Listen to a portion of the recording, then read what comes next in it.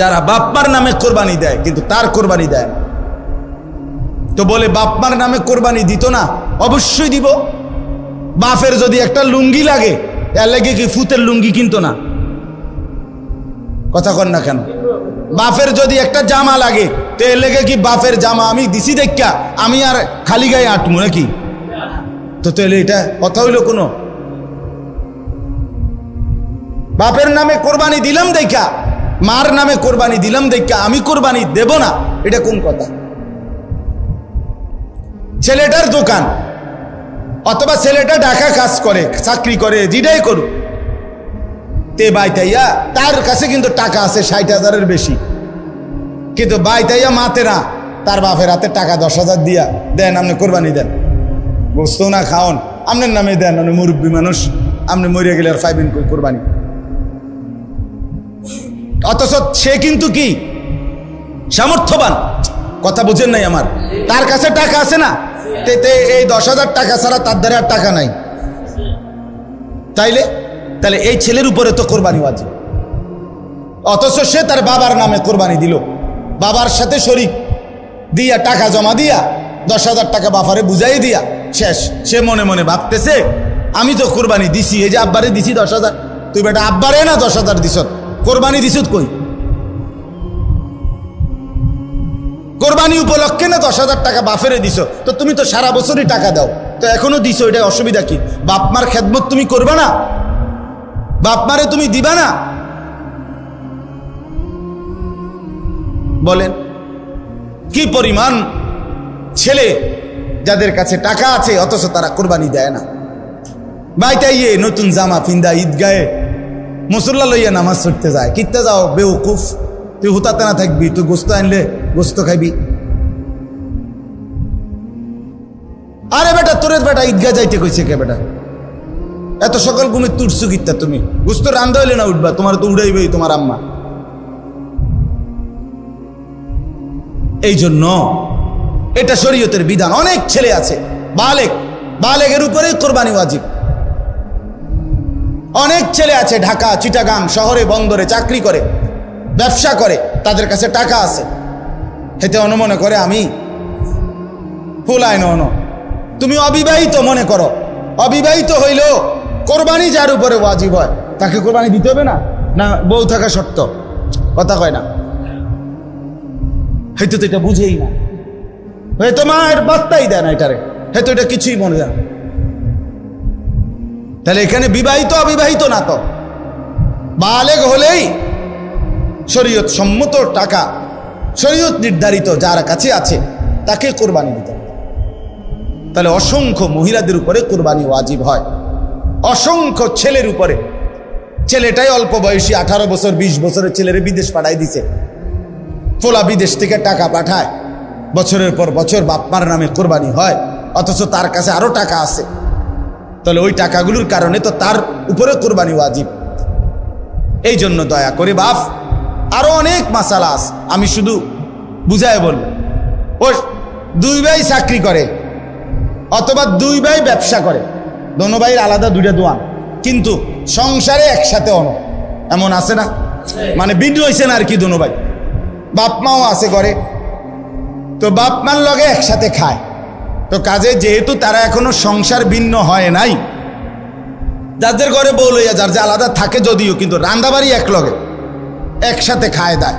তো দোনো ভাইয়েই কামাই রোজগারি করে, দোনো ভাইয়েরই কি আছে, ইনকাম আছে। দোনো ভাই মিল্লাট, এবারটা 15,000, এবারটা 15,000 মিলাইয়া 30,000 টাকা আব্বার হাতে দিয়েছে, কোরবানি দেন আমি। কারণ আমরা তো একসাথে খাই, গোস্ত তো রাইলে আমরা একসাথে খাও, আমরা কি আর এনে আলাদা খামুনি? তো গোস্তই তো খাওয়া, তো এটা তো আমরা একসাথে আসি। বুঝেন নাই কথাটা? তো এবারে এই 30,000 টাকা দিয়ে কার নামে কোরবানি দিল? বাপের নামে। তো তোমরা যে দুজন সামর্থ্যবান, তোমাদের কোরবানি কই হলো? আমি আর আপনি কোনোদিন শেষ হবে না, কবরে যেতে হবে, হাসরে যেতে হবে, মিজানের সামনে দাঁড়াইতে হবে, ফুলসেরাত পার হইতে হবে, কাজে ক্যাসেট থাকবে না, ফিতা থাকবে না, মোবাইল থাকবে না, আমি থাইকা যাব। আমাকে হিসাব দিতেই হবে, আমাকে হিসাব দিতেই হবে। এই জন্য বন্ধুরা মনে রাখতে হবে, সমবয়সী বন্ধু তোমার এই আড্ডার সঙ্গী কবরের সঙ্গী না, আখিরাতের সঙ্গী। যে কিছুক্ষণ টাকা পয়সা মোবাইল অথবা শরীরের ফুর্তি করার সামর্থ্য আছে ওটুকুরই সঙ্গী, ফুরায় গেলে আর নাই। কোরবানির কথাটা এবার বলি একটু, এরপরে তরজমা বলুন। কোরবানির বিষয়ে দেখেন, শুধু একটা উদাহরণ শুনেন। কোন মুসলমান কোরবানির 3 দিন অর্থাৎ 10ই জিলহজ কোরবানি হয়, যেদিন আমরা কোরবানি করি এটারই কয় 10ই জিলহজ। তো কোরবানির দিন এবং তার পরের 2 দিন, মোবাইলটা সাউন্ড এ করে দেন, তো সাউন্ড এ করে দেন। তো 10, 11, 12 জিলহজ মাসের এই 3 দিন মানে কোরবানির দিন আমরা যেটারে বলি তারপরের 2 দিন সহ, এই 3 দিনের ভিতরে যদি কারো কাছে 52.5 বড়ি রূপার সমপরিমাণ টাকা মূল্য থাকে তাহলে তার উপরে কোরবানি ওয়াজিব। 52.5 বড়ি রূপার দাম সর্বোচ্চ যদি 1000 টাকা করে হয় বড়ি, রূপার বড়ি কম, স্বর্ণের বড়ি বেশি। রূপার বড়ি 1000, 1200, 1300, কখনো কখনো 2700 টাকাও হয়। তাইলে যদি 1000 করে গড়ে হয় তাহলে 52,500, 52,500 কিনা। এই ঈদের দিন, কোরবানির ঈদের দিন এবং তারপরের 2 দিনের মধ্যে যে কোনো টাইমে কারো কাছে যদি নিজের ঘরের এই মৌলিক প্রয়োজন, ওই যেটা আমি বললাম হাওয়ায় যে আসলি, বউ বাচ্চার বাজার, ওষুধপত্র সহ আমরা মৌলিক খরচ যেটা মোটা দাগের, এই মৌলিক খরচ যা তার অতিরিক্ত যদি ওই পরিমাণ টাকা সম্পদ কারো কাছে থাকে তার উপরে কোরবানি ওয়াজিব। আল্লাহ রাসূল সাল্লাল্লাহু আলাইহি ওয়াসাল্লাম বলেন, যার উপরে কোরবানি ওয়াজিব হলো অথচ কোরবানি সে করলো না, রাসূলুল্লাহ সাল্লাল্লাহু আলাইহি ওয়াসাল্লাম স্পষ্ট বলছেন, ফালা ইয়াকরাবান্না মুসাল্লানা, সে যেন ঈদগাহে না আসে, সে যেন আমাদের নামাজে না আসে। এই অপদার্থ তুই ঈদের নামাজ পড়তে আসবি না, রাসূলুল্লাহ সাল্লাল্লাহু আলাইহি ওয়াসাল্লাম স্পষ্ট নিষেধ করছে। নাফরমান তুই আসবি না, তুই উঠতেলা, তুই ঘরে থাক। বলেন, তাইলে জিলহজ মাসের এই 3 দিন, কোরবানির 3 দিন, মনে করেন আপনি গতকালকেও আপনার কাছে টাকা ছিল না, কিন্তু আজকে কোরবানির দিন বা তারপর দিন সকালবেলা আপনি একজনের থেকে 70,000 টাকা পাইতেন, এবারে আজকে দিছে টাকাটা, বাইতাইছে ঈদের উপলক্ষে এই টাকাটা আজকে দিছে। আর এই টাকাটা ছাড়াও আপনার ঘরের পরিবারের সংসারের যা প্রয়োজন তা চলবে, সমস্যা নাই। এই টাকাটা তো আমি ধরছি না হিসাব, এই আজকেই টাকাটা পাইছেন, আজকে তো আগামী এই 3 দিনের সন্ধ্যার আগে আগে আপনার জন্য কোরবানি ওয়াজিব।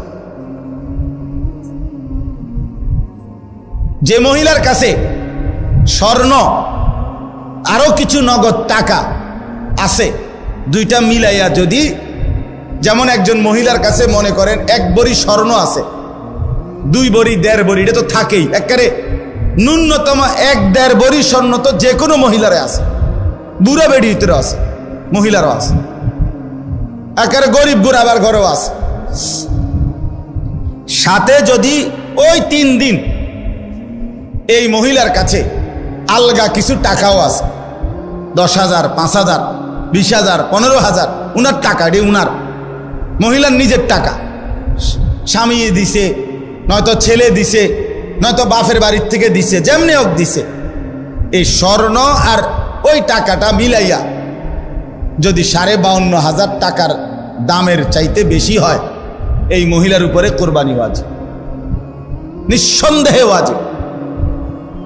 তাইলে 1 বড়ি স্বর্ণের দাম তো হলো 80,000, ওনার কাছে আরো আছে 5,000 ব্যক্তিগতভাবে টাকা, তো 85,000 ধরেন, তো 85,000 টাকা 52,500-এর চাইতে কম,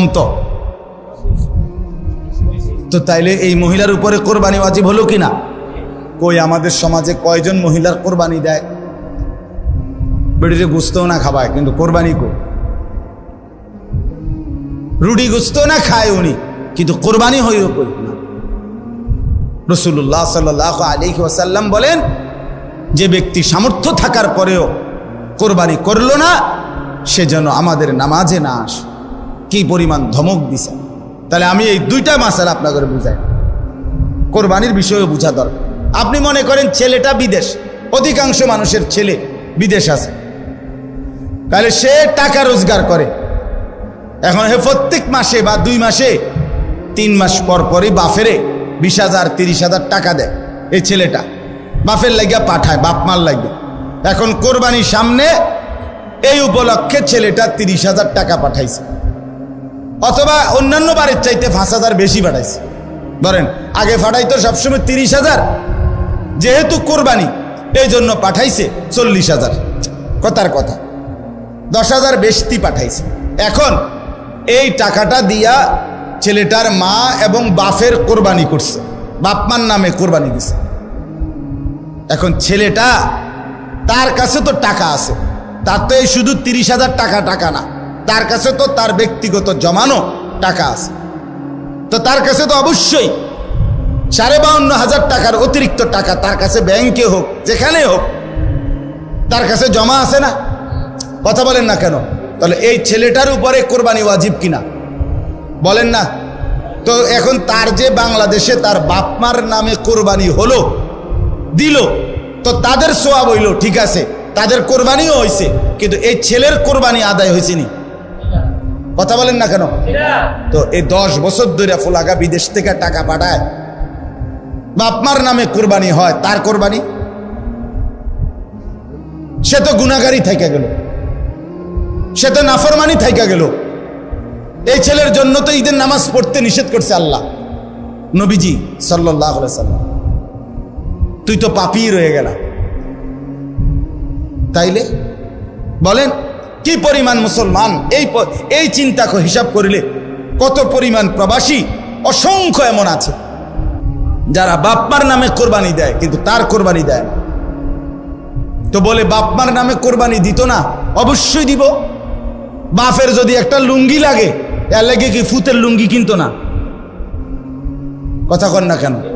বাপের যদি একটা জামা লাগে, তো এর লেগে কি বাপের জামা আমি দিছি দেখা আমি আর খালি গায়ে আটমু নাকি? তো তাহলে এটা কথা হইল কোনো?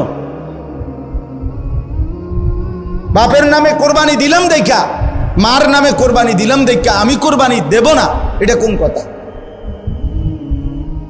ছেলেটার দোকান অথবা ছেলেটা ঢাকা কাজ করে, চাকরি করে, যেটাই করুক, তে বাইতাইয়া তার কাছে কিন্তু টাকা আছে 60,000-এর বেশি, কিন্তু বাইতাইয়া মাতে না, তার বাপের হাতে টাকা 10,000 দিয়া দেন, আপনি কোরবানি দেন, গোস্ত না খাওন, আপনার নামে দেন, আপনি মুরব্বী মানুষ, আপনি মরিয়া গেলে আর পাইবেন কই কোরবানি? অথচ সে কিন্তু কি সামর্থ্যবান, কথা বুঝেন নাই আমার? তার কাছে টাকা আছে না, এই 10,000 টাকা ছাড়া তার দ্বারা আর টাকা নাই। তাহলে এই ছেলের উপরে তো কোরবানি ওয়াজিব, অথচ সে তার বাবার নামে কোরবানি দিল, বাবার সাথে শরিক দিয়া টাকা জমা দিয়া 10,000 টাকা বাফারে বুঝাই দিয়া শেষ। সে মনে মনে ভাবতেছে আমি তো কোরবানি দিছি, এই যে আব্বারে দিছি 10,000, তুই বেটা আব্বারে না 10,000 দিস, কোরবানি দিস কই? কোরবানি উপলক্ষে না 10,000 টাকা বাফেরে দিস, তো তুমি তো সারা বছরই টাকা দাও, তো এখনো দিছো, এটা অসুবিধা কি? বাপমার খেদমত তুমি করবা না? বাপমারে তুমি দিবা না? বলেন কি পরিমাণ ছেলে যাদের কাছে টাকা আছে অথচ তারা কোরবানি দেয় না। বাইটাইয়ে নতুন জামা পিন্দা ঈদগাহে মুসল্লা লইয়া নামাজ পড়তে যায়, কিনতে যাও বেউকুফ, তুই হুতাতে না থাকবি, তুই গোস্ত আনলে গোস্ত খাইবি।